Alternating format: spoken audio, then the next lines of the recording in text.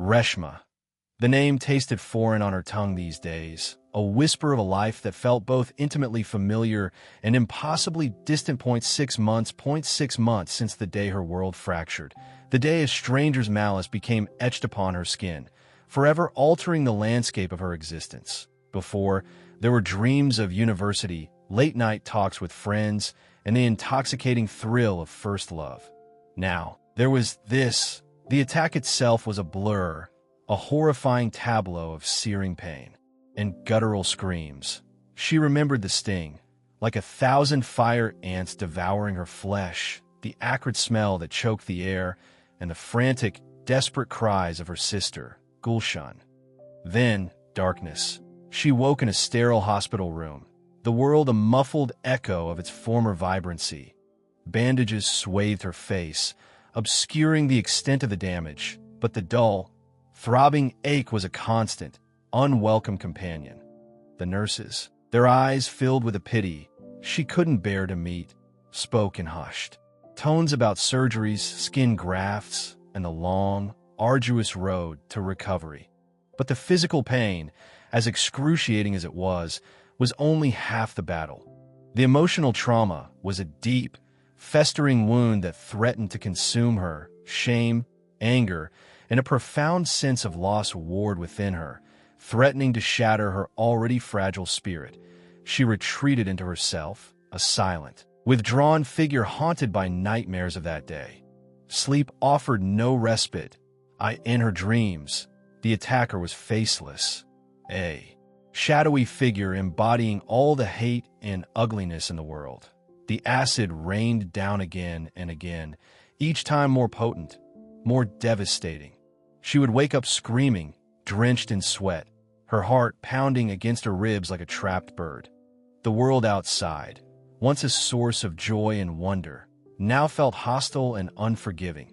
She couldn't bear the thought of facing strangers, of seeing the pity, the disgust, or even the morbid curiosity in their eyes. She remained hidden, a prisoner in her own home, her only companions the ghosts of her past and the anxieties of her future. The mirror, once a mundane object, became a symbol of her deepest fears, a portal to a reality she was terrified to confront. The long road to recovery was paved with pain, both seen and unseen.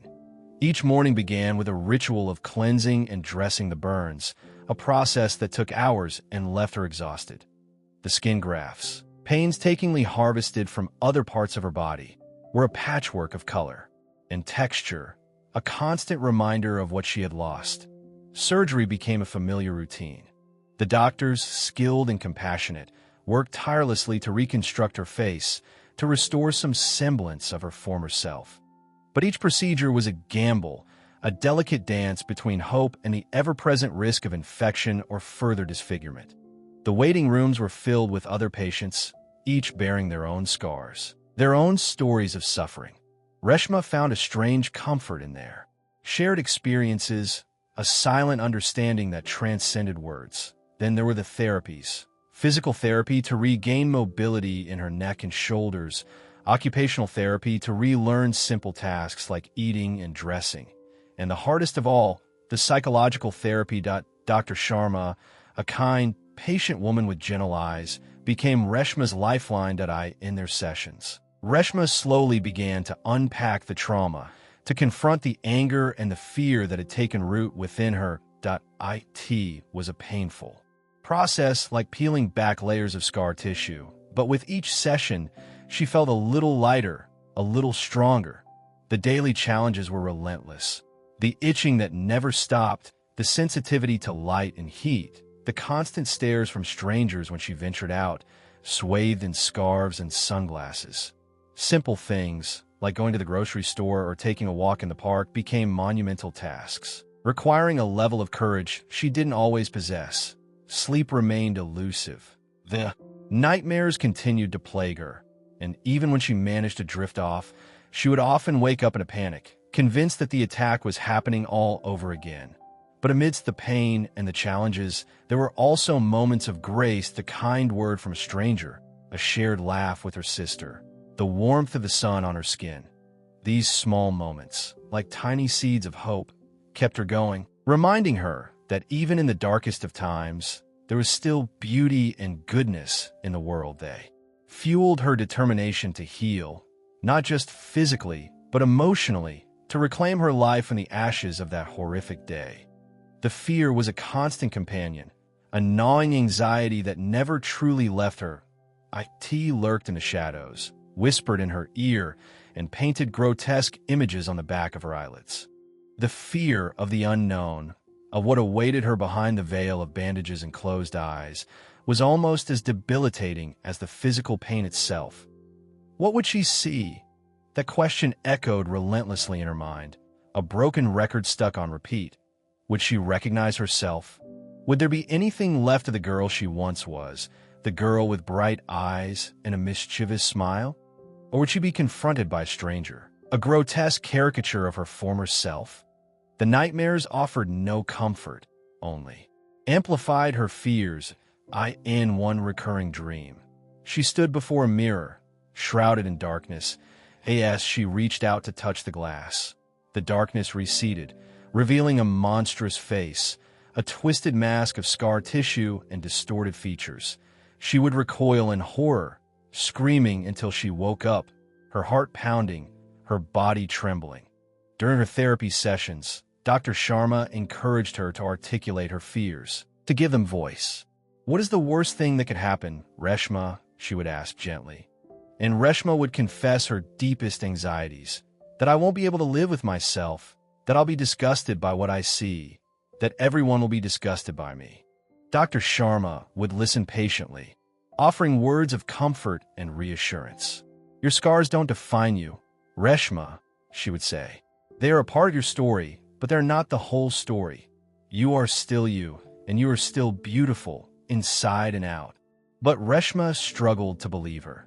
The fear was too powerful, too deeply ingrained. She knew, logically, that her appearance had changed, but she couldn't comprehend the extent of the damage. The mirror had been banished from her room, covered with a thick cloth, a constant reminder of the terrifying unknown that lay beneath. Sometimes, she would catch a glimpse of her reflection in a window or a darkened screen at a fleeting image, distorted and fragmented, but enough to send a jolt of fear through her. She would quickly avert her gaze, desperate to avoid the truth, clinging to the hope that somehow, miraculously, it wouldn't be as bad as she imagined. But deep down, she knew that the moment of reckoning was coming, and she dreaded it more than anything in the world. Amidst the darkness and despair, a beacon of hope shone brightly. Reshma's unwavering support system, her family, her friends, and the newfound connections she forged in a support group for acid attack survivors formed a lifeline, pulling her back from the brink of despair. Her sister, Gulshan, was a rock, her constant companion. Gulshan had witnessed the attack firsthand and carried her own burden of trauma, but she never faltered her devotion to Reshma. She patiently helped with the dressings, accompanied her to therapy appointments, and filled the house with laughter and love, trying to create a semblance of normalcy amidst the chaos. Her parents, though heartbroken, offered a quiet strength, a steadfast presence. That reassured Reshma she was not alone. They held her hand during painful procedures, cooked her favorite meals, and simply sat with her in silence when words failed. Their love was a balm for her wounded soul. Her childhood friends, initially unsure of how to react, gradually found their footing. They visited regularly, organizing movie nights and game nights, reminding her of the joys of friendship and the shared history that bound them together. They learned to look beyond the scars, to see the Reshma they had always known and loved. The support group, a gathering of women who had survived similar attacks, was a revelation in their shared stories of pain, resilience, and hope. Reshma found validation and understanding. They shared tips on coping with the physical challenges, offered advice on navigating the stares and whispers, and celebrated each other's small victories. They were a sisterhood forged in fire, a testament to the enduring power of the human spirit. These relationships were not without their challenges. There were misunderstandings, moments of frustration, and times when Reshma pushed them away, unable to bear their pity or their well-meaning advice. But their love was unconditional, their commitment unwavering. They reminded her that she was not defined by her scars, that she was still a person worthy of love, respect, and happiness. They encouraged her to pursue her dreams, to reclaim her life, and to use her experience to advocate for change. Their presence was a constant reminder that she was not alone in her journey, that she had a community of people who believed in her, who loved her, and who would stand by her side no matter what. And it was their love, their encouragement, and their unwavering belief in her that ultimately gave her the strength to face her greatest fear, the fear of seeing her reflection. The decision didn't come in a blinding flash of revelation, but as a slow, gradual dawn that it was a culmination of months of therapy, countless conversations with her support system, and a growing sense that she couldn't remain hidden forever. The fear was still there, a knot of anxiety in her stomach, but it was no longer the all-consuming force it once was. That a tiny seed of courage had taken root. Nurtured by love and resilience, that it started with a small act of defiance. One morning, instead of immediately covering the mirror, she paused, her hand hovering over the cloth. She allowed herself a fleeting glimpse of the distorted shapes beneath, the vague outline of her face. The fear surged, but she didn't flinch. She held her gaze for a few seconds longer, then quickly covered the mirror, her heart pounding. The next day, she repeated the exercise, holding her gaze for even longer. She began to notice details, the curve of her jawline, the shape of her eyes, features that hadn't been completely erased by the acid. That it was a painful process, but also strangely empowering. During one of her therapy sessions, she confessed to Dr. Sharma what she had been doing. "I'm still terrified," she admitted, "but I think I'm ready to see what I look like." Dr. Sharma smiled gently. "That's a very brave decision, Reshma," she said. "It's okay to be scared, and it's a natural reaction, but you're stronger than you think you are." The following days were filled with internal debate. One part of her screamed to stay hidden, to avoid the inevitable pain and disappointment. But another part, the part that had been slowly healing and growing stronger, yearned to reclaim her life, to face her fears head-on. She talked to Gulshan, to her parents, to her friends in the support group. They all offered their unwavering support, reminding her that they would be there for her, no matter what she saw. Finally, one evening, as the sun began to set, casting long shadows across her room, she made the decision. "Tomorrow," she told Gulshan, her voice trembling slightly. "Tomorrow, I'm going to look in the mirror." Gulshan embraced her tightly, her eyes filled with tears. "I'm so proud of you, Reshma," she whispered. "You're the bravest person I know." That night, sleep was elusive. The nightmares returned with a vengeance, more vivid and terrifying than ever before. But this time, when she woke up screaming, she didn't retreat into herself. She got out of bed, walked to the mirror, and stood before it, her hand trembling as she reached for the cloth. The moment had arrived. The morning dawned gray and overcast, mirroring the storm brewing within Reshma. Knowing what lay ahead, she approached the day with deliberate intention, carefully, constructing a shield of emotional and mental preparation. First, she meditated. Guided by a recording Dr. Sharma had given her, she focused on her breath, trying to quiet the racing thoughts and the frantic beating of her heart. She visualized a serene lake, the surface calm and undisturbed, reflecting the clear blue sky. She imagined herself sitting beside the lake, releasing her fears and anxieties into the water, watching them drift away. It wasn't a perfect solution, but helped to center her, to ground her in the present moment. Next, she spent time with her loved ones. She ate breakfast with her parents, savoring the familiar comfort of their presence. They didn't talk about the mirror, but their silent support was palpable, a warm blanket wrapped around her soul. She called Gulshan into her room and asked her to braid her hair, a ritual they had shared since childhood. The rhythmic motion of Gulshan's fingers, the gentle tug on her scalp, was soothing and grounding. As Gulshan worked, they reminisced about happier times, about silly jokes and shared dreams. It was a reminder of the life they had before, the life they were fighting to reclaim. Later, she had a session with Dr. Sharma. They talked about her fears, about her expectations, and about the importance of self-compassion. That Dr. Sharma reminded her that it was okay to feel whatever she felt, that there was no right or wrong way to react. Be kind to yourself, Reshma, she said. You've been through so much. You deserve to be treated with love and respect, especially by yourself. In the afternoon, she listened to music, her favorite Bollywood songs, the melodies filling the room with a sense of joy and nostalgia. She danced a little, letting the music move through her body, releasing some of the pent-up tension. As the day drew to a close, she took a long, warm bath, soaking in the water, letting it wash away the grime and the fear. She lit scented candles, filling the bathroom with a calming aroma. She closed her eyes and focused on her breath, repeating a mantra she had learned in therapy. I'm strong, that I am resilient, that I am worthy of love. By the time evening arrived, she felt as prepared as she could be. The fear was still there, but it was tempered with a sense of resolve, a quiet determination to face whatever lay ahead. She knew it wouldn't be easy, but she also knew that she wasn't alone. She had her support system, her inner strength, and a growing belief in her own resilience. She was ready.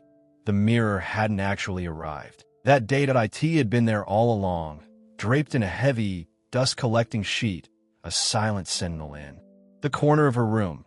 But tonight, it felt different. Tonight, it was a portal, a gateway to a reality she had both longed for and dreaded. The setting sun cast long, skeletal shadows across the room, painting the familiar space in an unsettling light. A gentle breeze rustled the curtains, whispering secrets she couldn't quite decipher. The air was thick with anticipation, charged with an energy that made her skin prickle. Gulshan had quietly left the room, leaving Reshma alone with her thoughts. And her fears, the silence was deafening, broken only by the frantic beating of her heart. She could feel the weight of the sheet pressing down on the mirror, a tangible representation of the burden she had carried for so long. She stood frozen, her hand outstretched, hovering just inches from the fabric. Her breath hitched in her throat, and a wave of dizziness washed over her. She closed her eyes, fighting back the urge to flee, to run away and hide from the truth. This was it, the moment she had been dreading for 6 long months.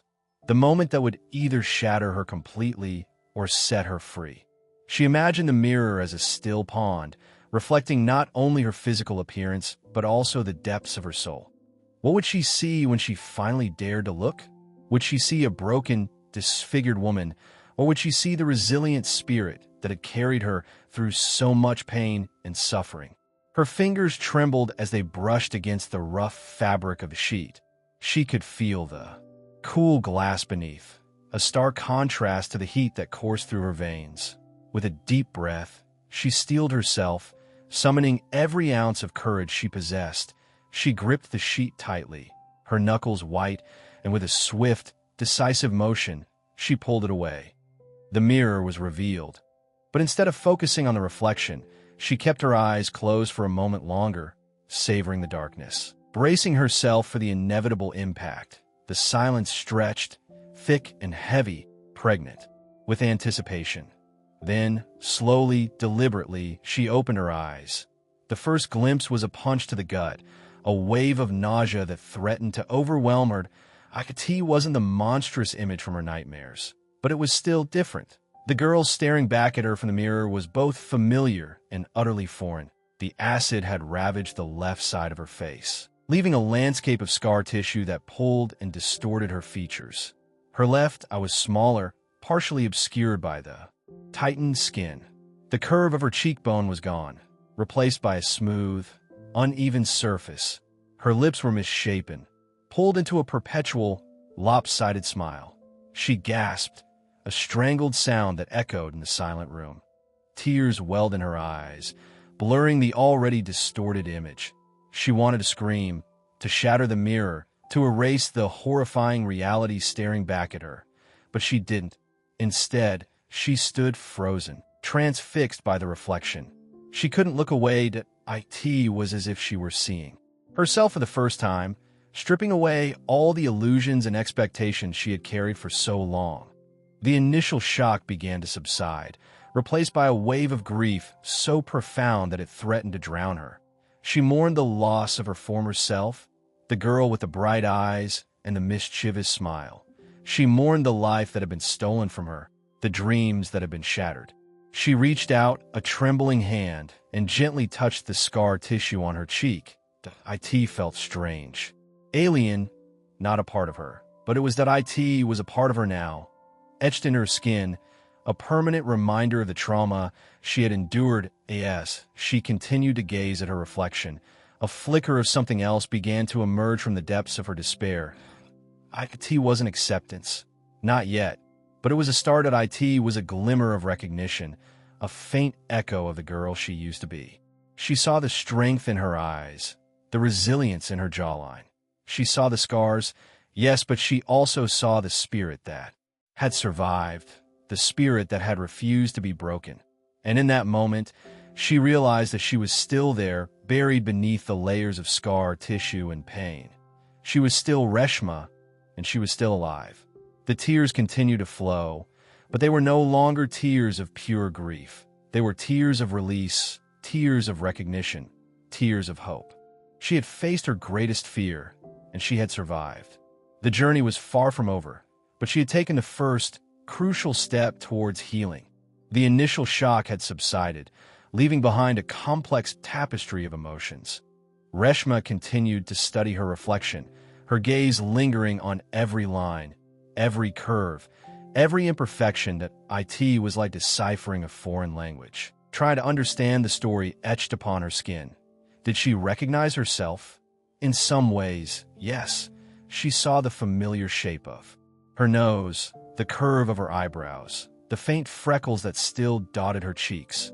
These were the anchors to her past, the remnants of the girl she used to be. But there were also so many differences, so many changes that she couldn't ignore. The scar tissue pulled at her face, distorting her features and creating an unfamiliar asymmetry. Her left eye, once bright and expressive, was now smaller, partially hidden, its gaze clouded with sadness. She felt a pang of longing for her former self, for the girl who had been carefree and confident. She remembered the days when she would spend hours in front of the mirror, experimenting with makeup and hairstyles, reveling in her own beauty. Those days seemed like a distant dream now, a memory from another lifetime. But as she continued to look, another emotion began to surface. Acceptance. That It wasn't a complete, unconditional acceptance, but it was a start. She realized that this was her face now. This was her reality. She couldn't change what had happened. She couldn't erase the scars, but she could choose how to respond. She could choose to embrace her new reality, to find beauty in her imperfections, to reclaim her life on her own terms. She thought of the women in her support group, their faces marked by similar scars, their spirits unbroken. They had taught her the importance of self-love, of accepting herself for who she was, scars and all. She also thought of Dr. Sharma's words. Your scars don't define you, Reshma. They are a part of your story, but they are not the whole story. She began to see her scars not as blemishes, but as badges of honor, as symbols of her resilience, her strength, and her survival. They were a testament to the fact that she had faced unimaginable pain and had emerged stronger than ever before. She closed her eyes for a moment, taking a deep breath, and then opened them again, focusing on the reflection in the mirror. This time, she didn't see a broken, disfigured woman. She saw a survivor. She saw a warrior. She saw herself, and in that moment, she knew that she was going to be okay. The tears had dried, leaving a faint salty residue on her cheeks. Reshma took a step closer to the mirror, her gaze softening, her heart opening. She began to examine her reflection with a newfound sense of curiosity and compassion. She acknowledged the changes, the undeniable alterations to her physical appearance. She knew that she would never look exactly the same as she had before the attack. The scars would always be there, a permanent part of her story. But She also recognized that her inner self, her essence, had remained unchanged. The kindness in her heart, the fire in her spirit, the strength of her will. These qualities were still there, shining through the scars, undiminished by the trauma she had endured. She saw the wisdom in her eyes, the empathy in her smile, the resilience in her jawline. She saw the girl she used to be, the woman she was now, and the person she was destined to become. She realized that her scars didn't define her, they enhanced her. They were a testament to her ability to overcome adversity, to transform pain into power, to find beauty in the midst of ugliness. She thought of her support group, of the other women who had faced similar challenges and had emerged stronger and more compassionate as a result. They had taught her the importance of self-acceptance, of embracing her imperfections, of finding strength in vulnerability. She also thought of her family and friends, of their unwavering love and support, of their belief in her ability to heal and thrive. They had reminded her that she was not alone in her journey, that she had a community of people who loved her for who she was, scars and all. She closed her eyes for a moment, focusing on her breath, and then opened them again, feeling a sense of calm and clarity wash over her. She was no longer afraid of her reflection. She was no longer ashamed of her scars. She was proud of herself, proud of her strength, proud of her resilience. She smiled. A genuine, heartfelt smile that reached her eyes and lit up her face. It was a smile that said, "I am here, that I am strong, that I am beautiful, and I am not going anywhere." In that moment, Reshma found a sense of peace that she hadn't felt in 6 long months. She had faced her greatest fear, and she had emerged victorious. She had reclaimed her life, her identity, and her power. She was ready to move forward, to embrace the future with hope and determination. The journey was far from over, but she knew that she had the strength and the resilience to face whatever lay ahead. Standing before the mirror, Reshma knew that this was more than just a moment. It was a turning point. The 6 months of isolation, fear, and pain had led her to this threshold. And by facing her reflection, she had stepped into a new chapter of her life. The scars remained, a permanent testament to the violence she had endured. They would always be a part of her story, a visible reminder of the darkness she had overcome. But they no longer defined her.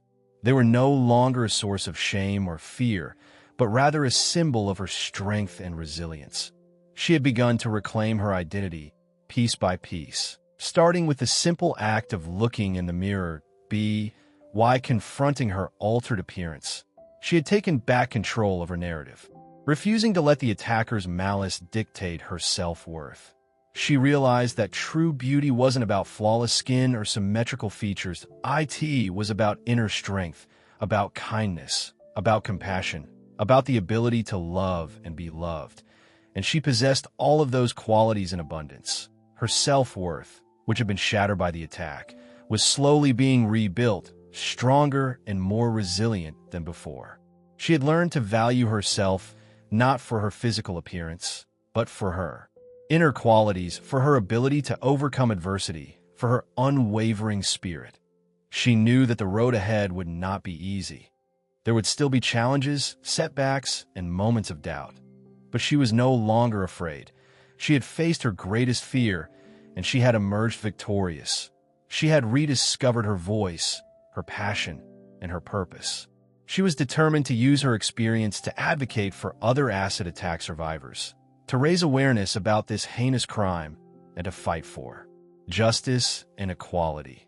She thought of the countless women around the world who had suffered similar attacks, their lives forever changed by senseless violence.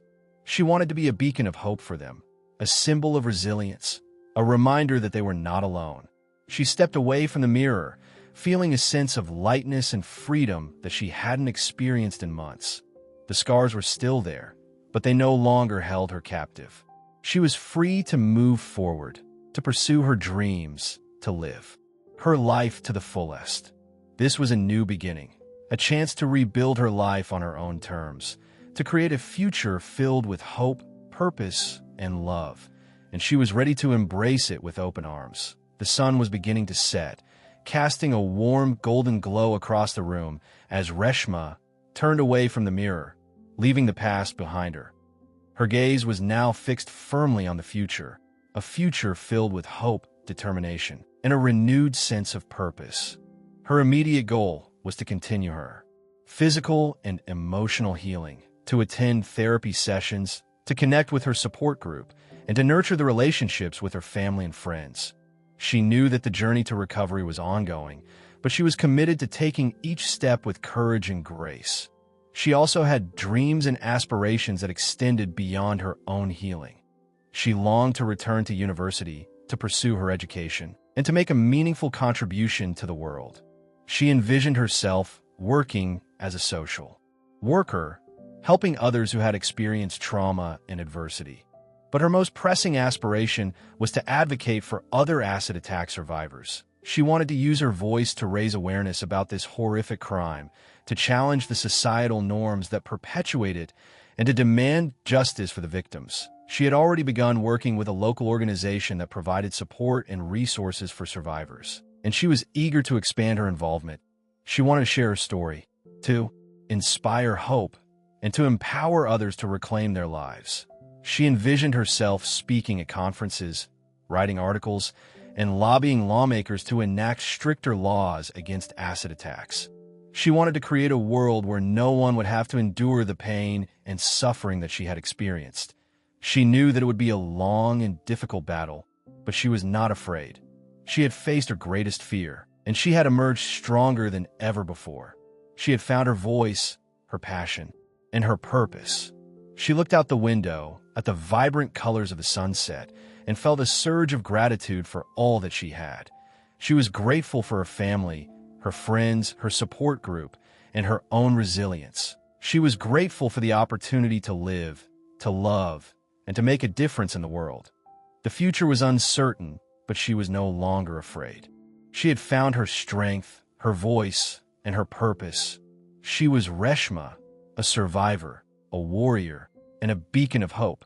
And she was ready to face whatever lay ahead, with her head held high and her heart filled with love.